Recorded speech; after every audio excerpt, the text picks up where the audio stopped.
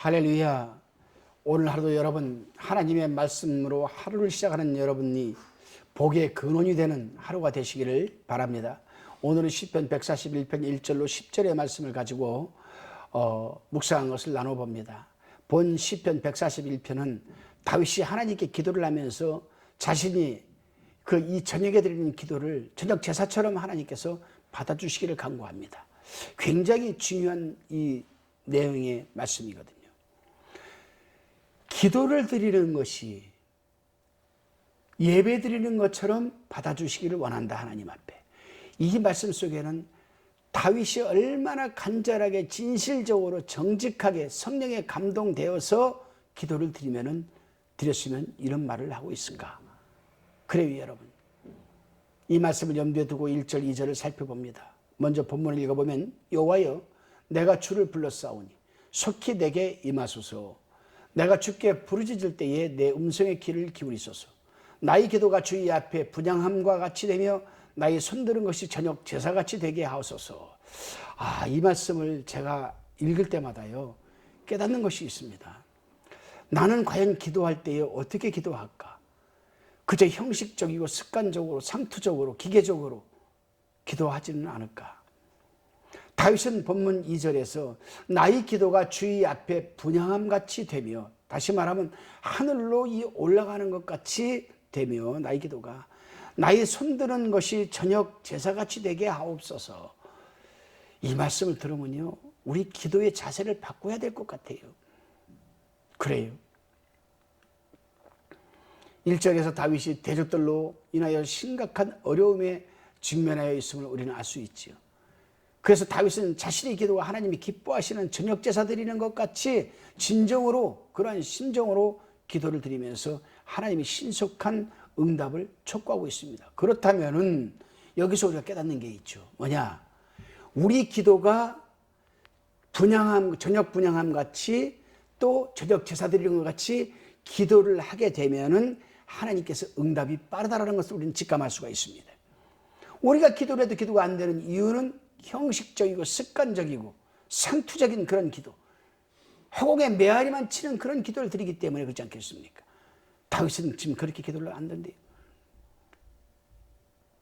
우리가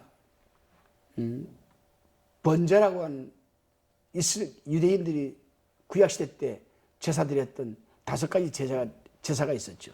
그 중에 첫 번째 제사가 번제입니다. 가장 중요한 제사입니다.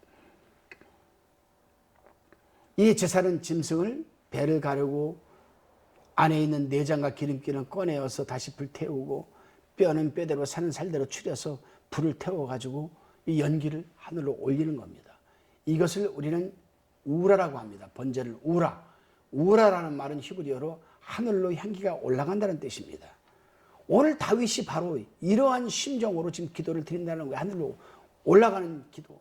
그리고 두 손을 들고 저녁 제사 드리는 심정으로 하나님께 기도하면서 신속한 응답을 지금 말하고 있는 거예요. 그렇습니다.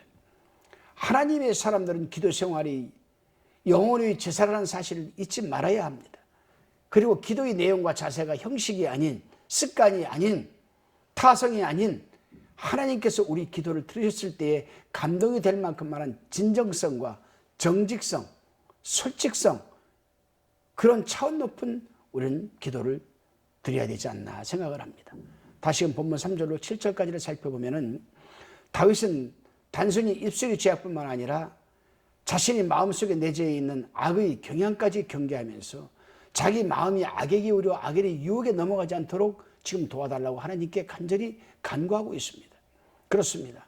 하나님께서는 우리의 외모를 보시지 않고 중심을 보시는 하나님이시기 때문에 우리 심중에 내재해 있는 그 모습 그대로 하나님 앞에 내어놓을 때 하나님은 기뻐하시고 응답해 주는 것 아니겠습니까? 다윗은 이제 5절에서 책망에 대한 자신의 견해를 지금 밝히고 있습니다. 의인이 자신을 책망하면 은혜를 여기겠다라는 겁니다. 근데 사람은 누구나 칭찬은 좋아하면서도 책망은 싫어합니다. 사실 하나님께서는 부모된 자에게 자녀들에 대한 책망과 교훈을 위임해 주셨습니다. 하나님께서 부모에게 위임해 주신, 자녀들에게 위임해 주신 이 교훈과 책망은, 교훈이 예방이라면 책망은 치료를 할 수 있는 겁니다. 치료. 그래서 저도 집회를 나가든 세미나를 하든 무엇을 하든 저는 축복하는 설교를 별로 하지 않습니다. 이날까지 제가 수없이 많은 집회를 다니지만은 축복한 설교가 불과 손가락 안에 꼽을 정도입니다. 그 많은 집회를 다녔어도. 거의 다 저는 책망적인 설교를 많이 한 것 같아요. 왜냐? 하나님의 사람들이 책망된 하나님의 말씀을 듣고 회개하고 회복되면 그게 축복 아니겠습니까? 그게 치료가 아니겠습니까? 그래요. 술 먹어서 간이 상해 있는 간경화 환자에게 술 더 마십시오. 더 드십시오. 조금만 드십시오. 이제 하면 이게 치료가 될 수 있겠습니까? 아니죠. 당신은 더 이상 술 먹으면 안 됩니다. 당신 술 먹으면 죽어요. 왜 이렇게 술을 많이 먹었습니까? 이제 먹지 마십시오. 라고 책망을 해서 그 사람이 술을 끊었다라면, 끊고 간경화가 회복됐다라면 그건 치료가 되는 것 아니겠습니까? 그래요. 간혹 책망을 미움으로 오해하는 사람들이 있습니다. 엄밀히 말하면 책망은 사랑입니다, 여러분. 제가 그런 경험을 한 적도 있습니다. 저는 사랑을 하기 위해서 책망적인 설교를 하는데 오해를 하는 사람은 목사님이 오늘도 말씀으로 나를 까는구나 오해하는 사람이 있어요. 아니에요. 하나님도 혹 우리가 오해할까 봐 책망에 대해 설명하실 때면 그것이 사랑임을 강조하셨습니다. 요한계시록 3장 19절에 보게 되면은 물은 내가 사랑하는 자를 책망하여 징계하노니 그러므로 내가 열심을 내라 회개하라. 사랑하는 자를 하나님께서는 책망하고 경계한다고 얘기를 합니다. 그러니까 열심히 회개하라는 겁니다. 여러분은 어떻게 생각하십니까? 다시금 본문 8절로 10절의 말씀입니다.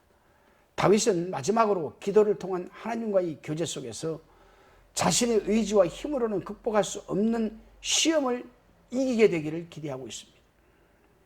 8절에 보면 다윗은 자신을 패망케 하려는 악인들이 함정과 모략이 횡행하는 그런 절망적인 상황 속에서 자신이 호소할 곳은 오직 하나님뿐이라고 지금 간절히 고백을 하고 있습니다.